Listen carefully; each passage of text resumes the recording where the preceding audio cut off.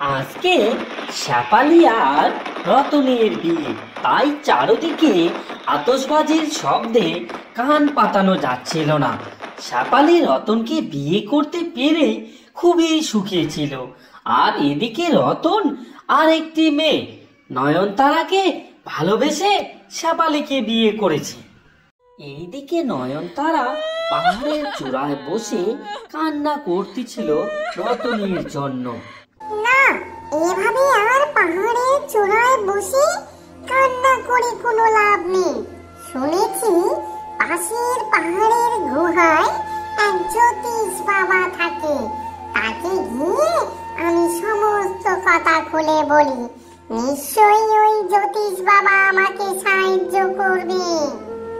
এরপর নয়নতারা সেই পাহাড়ের গুহার দিকে রওনা দিল জ্যোতিষ বাবার উদ্দেশ্যে। আরে এই মেয়ে, এই পাহাড়ের গুহায় তুমি কি করছো? তুমি কি কোনো বিপদে পড়েছো? আমাকে খুলে বলো, নিশ্চয়ই আমি তোমাকে সাহায্য করব।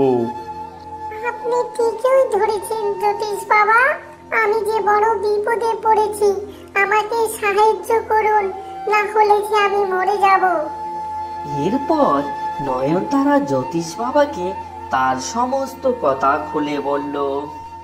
ওই রতনের তোমার সঙ্গে বেইমানি করা একদম উচিত হয়নি। ওকে এর শাস্তি পেতেই হবে। চলো এখনই বিয়ের বাড়ি চলো, ওই রতনের শাস্তি ওকে পেতেই হবে।